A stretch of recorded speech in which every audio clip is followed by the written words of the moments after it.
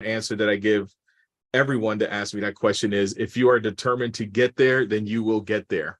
And that means by any means necessary. So what we're going to do is we're going to cover today during our session, what are some of the things that you can do right now to turn your business around?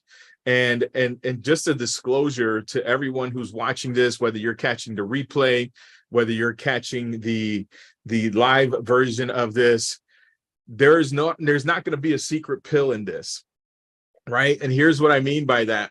Many of the agents that I've coached and trained, in their minds, they're thinking there's some sort of secret magic pill.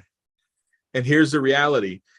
If you're really good at lead generating, whether it's through Facebook, Instagram, it doesn't matter, and you throw a lot of money into it, but you have no skills to be able to have a conversation and close the person, then a pill is not going to help you with that. So just a fair disclosure, some of the things that we're going to learn this week is going to help you to scale your business, but it's also going to help you to develop your skills, because you've still got to be the salesperson behind the contract, if that's what you want to do. And the salesperson behind the contract is still required to have some skills in communication, some skills in closing, some skills to be able to walk a person through the presentation so that they can hire you. So without further ado, I'm going to jump into it, because I know we've got a lot of things to cover today, and I want to make sure that we squeeze everything in. So today, just a little bit about myself. For those of you who don't know, those of you who are watching, Rob Carbucia, that is my name. I used to be a FedEx manager, FedEx Kinko's way back in the days, and I had 5 locations in Midtown Manhattan, 4 in Manhattan, and 1 actually in Staten Island that I used to run, and became a President's Club winner, which means that the top cluster or the top 5 branches within the company were under my jurisdiction, and we were number 1 in the country. I've won an Emmy in the process because I have a background in graphic design and also video animation, 3D animation. So in working with CBS This Morning and CBSN, I had a chance to win an Emmy for designs in that part of my life. I've been licensed since 2004. Right now I'm currently licensed in the states of New York as a broker, in the state of Florida, and in the state of Hawaii. And who knows, maybe I'll squeeze in one more state. Stay tuned. But I'm licensed in several states, and my main license is active, though, in the state of Florida. I've been selling real estate since 2004. And in my first year of real estate, it was really jacked up situation for me. I mean, for those of you guys who know me, my first year of real estate, I jumped into it with all the confidence in the world, that I can be able to do this job and do it at a very high level. And within 30 days of starting real estate full time in 2005, I actually sold my first property. And then after that, I kept hustling, I kept going, and I was super duper excited. And I didn't sell one other property for the next 11 months. And I was spending money on coaching. I was spending money on programs. Let me tell you, it was a nightmare. So I can definitely tell you what not to do in your first year of real estate to make sure that you avoid what I went through. But then as time went on, I had a different coach, and I got to the point where I was listing 1 home per week in 2006. And in 2007, I was listing 2 to 3 homes per week, to where I was listing 100 homes per year. And then after that, 2007, I had a team, and we were doing 225 transactions per year. And we did that for about 5 years. So that, in terms of building a team, in terms of understanding how the logistics work, I'm fully capable of being able to teach people and pass it down to you. I was also a team leader for Keller Williams, former team leader for KW Realty Professional in Fort Lauderdale, Florida. I did that for almost 4 years. And I am also a master NLP coach and trainer, which there are about 67 master trainers worldwide. So NLP, neuro-linguistic programming, we'll talk a little bit more about that on Friday for those of you guys who are going to hang out until then. And so a lot of what we're going to cover today is going to be everything that I've learned in over the years. I'm not a spring chicken. I am not into 30 under 30 or even 40 under 40. When they come up with a category for the 50-year-olds, then me and Neil will be up in there, right? And Leon as well too. Why? We'll be the old school brothers. Say again, Neil. Change my look or something. So bottom line is this, man. We know what's going on, and the one thing that oh man, Leon 60. Oh man. Well, hey, listen, brother, you look not even a day over 45, brother. So the thing that 16. Yeah, I know, right? Leon definitely does not look that way. So the thing that we're going to cover today is becoming a lead generation ninja, right? And lead generation, man, I just want to take away the mystery around lead generation. Lead generation is simply having lots of conversations with different people. And in having those conversations with different people, someone will raise their hand and say, hey, listen, I've thought about maybe buying a home, or I've thought about maybe selling a home. Now, oftentimes as agents, instead of focusing on those two conversations, because we may get desperate or we may get scared or whatever the conversation is, we'll often tell people, oh, we can also help them with rentals, because many people out there, they say, hey, well, I am looking for an apartment. And then we jump in and then we say, okay, I can help you with that. And what happens is, as time goes on, you start becoming more of a rental agent rather than a buyer's agent or a listing agent. And today we're going to learn different things that you can do to make sure that you don't fall into that. Because I know, listen, rentals are awesome. Everybody that needs a rental, fantastic. If you're helping them out, great. However, if you want to really build a sustainable business that will not wear you out, a business that will help you to make money regardless of what kind of market it is, you've got to become a listing agent and learn how to find people who are looking to sell and learn how to close buyers and get them into contracts. So we're going to talk about a lot of those different things today. But before we jump in, for those of you guys who are on right now, can you type in the chat, what are some of the things that you are looking to learn from lead generating today? What's up, guys? Yeah, Neil's got a crowd behind him. So what are some of the things that you want to learn today when it comes to lead generation? Take a moment to drop that in the chat. I want to see if you guys are awake. You guys are here. Go for it. Be right back. Hi, This is Joseph. who's it? Joseph, Neil's partner. Oh, hi, hey. How you doing?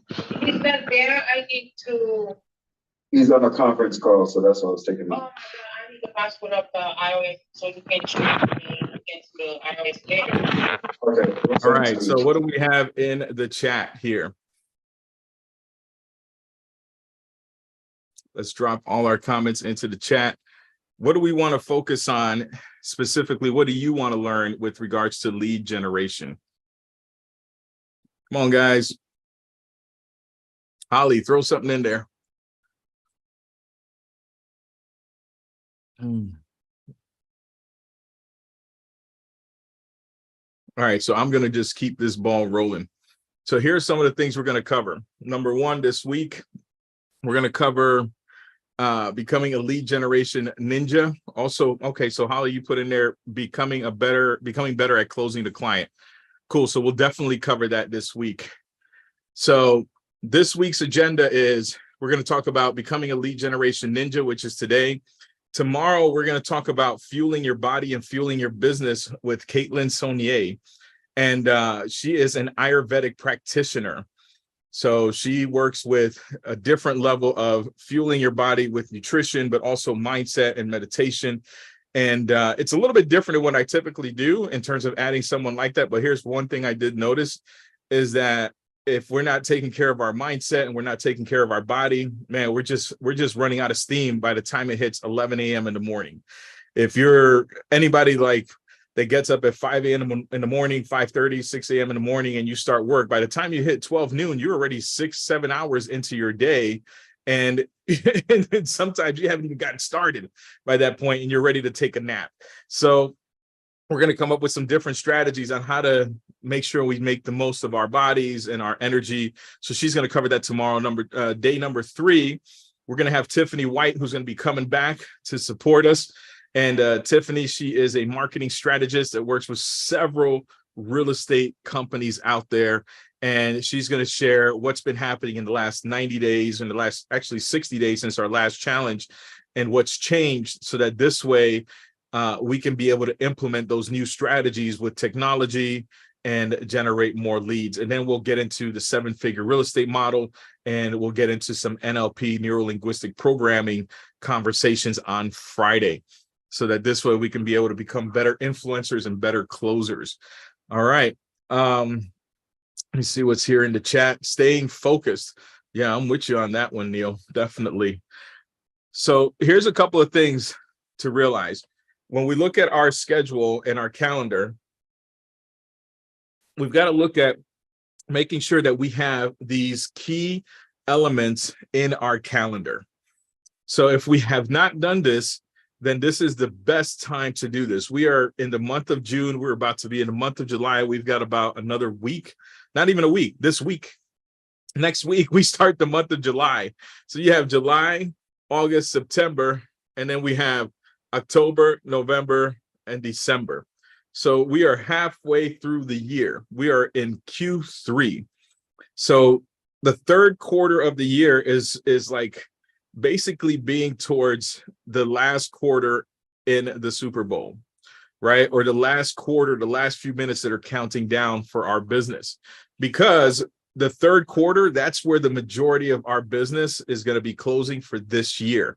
Once you start getting into the fourth quarter, October, November, December, then we start getting into the sleepy mode.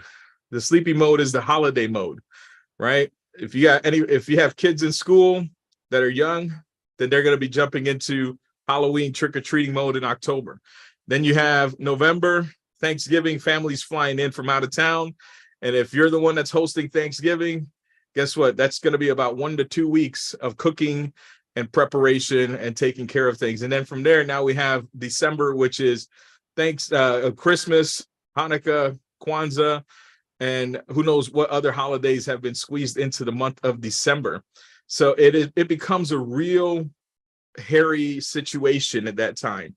And yeah, deals can close in the month of December if you get them under contract in the month of October or November.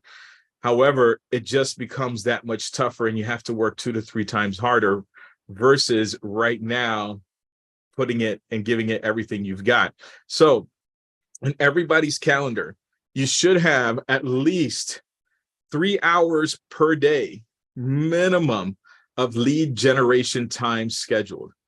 So what does that mean? Lead generation is outbound communication where you're reaching out to people. Now, there's different ways to do lead generation.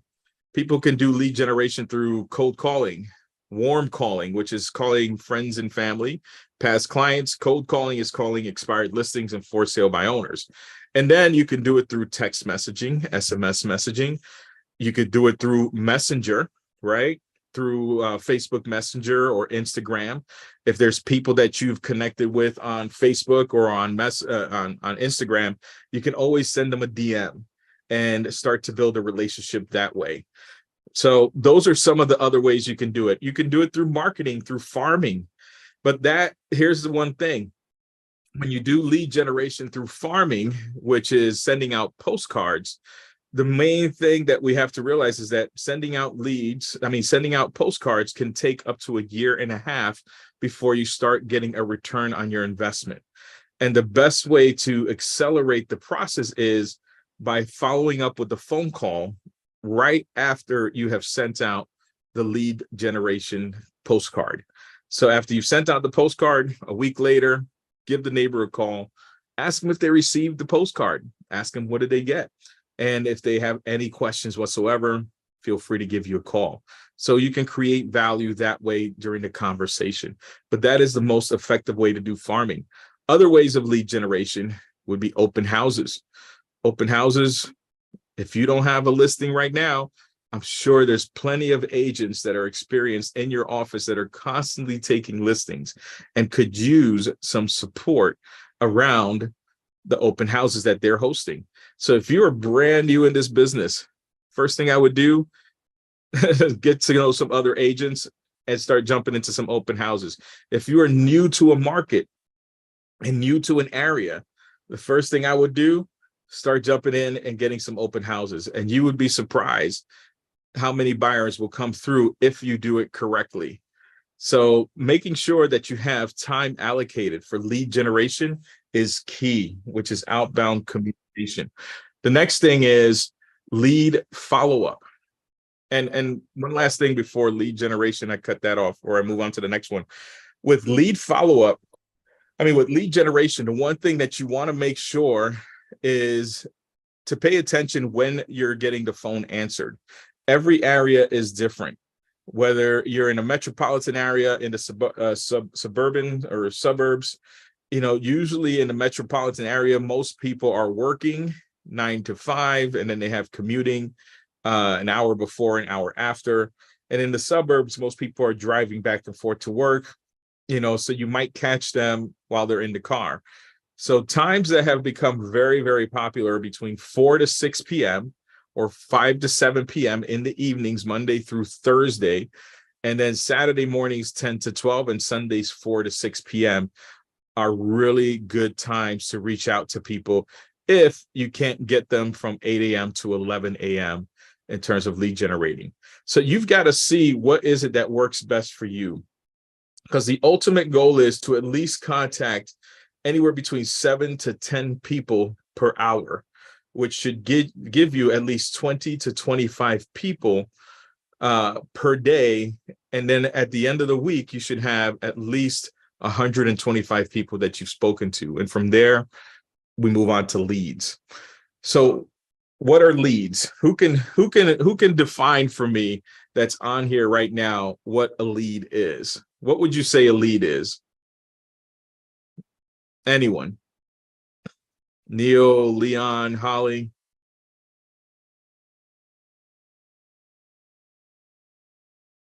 I think you're muted, Leon.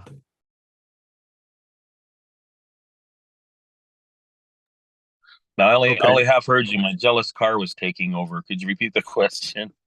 Okay, the question is, what would you say is a lead? How do you define a lead? So my thing, honestly, when I say lead, is when a person's actually engaging with you and ready to move forward in one direction or another. Okay, good. Good. And many folks put in the chat, a person who's ready, willing, and able to buy real estate, a potential buyer or seller. Absolutely. A lead is someone who has expressed that they are ready to buy or sell real estate. Okay. And it's an adult of decision-making age, right? And that's why it's important that when you have these contacts with people, that there's a conversation that leads to a potential lead, which is someone who's ready to make a move. And the one effective way of monitoring this and tracking this, I'll show you guys real quick. If you're not doing this right now, I encourage every single one of you to do this. And this is a very simple way to do things. Call it old school, but it works. So you go ahead and you type in your A, which are 30 days. And then you're going to come in here and then we're going to type in B's, 30 to 45 days. And then we're going to jump in here and go 45, your C's, which are 45 days plus. Okay. Now, in doing this, what this is going to help us do is to determine where should we be spending our time. Okay. So by doing this every single week, every single month, as consistent as possible, have a routine, put it in your calendar. What I typically do is on Sunday mornings, right? Sundays become my time where I will either go to my favorite coffee shop, I'll sit down and I'll start to journal and I go through my week's activities. I ask myself, what did I do well last week? right? And what did I learn last week? By us taking the time to do that in a place where you can be in your Zen zone, away from the kids, away from the spouses, the partners, away from the business, any distractions of social media, just take a moment to journal. Then this is where you can start analyzing your business to see if what you're doing is working or not. And what I like to do is you come in here, you write down, okay, who can I get into contract in the next 30 days that express that they want to be able to purchase or sell their home this month. So let's say we got Tom, you got Tina, you've got Fred, and then you've got, let's say, Linda. Okay, so now we have these potential people that they said to us that they want to be able to get into contract this month. Then from here, all of these guys, my job is to make sure that if these guys are buying, that I have a plan for them for this week. So today is Monday. So I will pick up the phone and I will have a conversation with Tom. Hey, Tom, I know that we're looking to get into contract this month. Okay, since we're looking to get into contract this month, here's what it's going to look like. So this is a technique called future pacing. What you want to do is you want to future pace the people that you're working with. So Tom, we're going to get into contract this week. So here's what's going to need to happen in order for us to have this happen. Okay. And he'll be like, yeah, great. No problem. So are you able to see any properties on Thursday or Friday? Well, I can see maybe Thursday one property and Friday I have more time after work. Fantastic. So from the list that I've sent you of properties for you to look at, which are the top 5 properties that you definitely, absolutely are sold on that you're like, wow, I want to be able to look at these properties. So they'll tell you. And then my job is to set up times on Thursday night and Friday to be able to look at these properties. And I never show more than, 4 to 5 properties per showing. If anything, I try to keep it within 3 to 4 max. So this way, when I show them 3 properties or 4, I can be able to ask Tom specifically, what did you like about property A? What did you like about property B? Okay, property C. So this way, each one I can find out, what did you like? What didn't you like?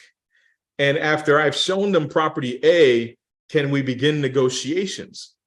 I ask him the question, if you like this property this much, can we begin negotiations? And if he says no, that, okay, well, what is it that would stop you right now from making a negotiation or starting to make an offer on this property? And Tom might say to me, well, when I looked at the kitchen cabinets are yellow. I really wanted to have white kitchen cabinets. Okay, great. I write it down. And what else, Tom? Well, when I looked at the backyard, I didn't like the fact that they had that storage thing in the backyard. It looked a little weird and it was kind of old, and I don't want my kids to get cut on the metal because it's an old storage shed. Okay, Tom, great. So is there anything else, Tom? So you start isolating.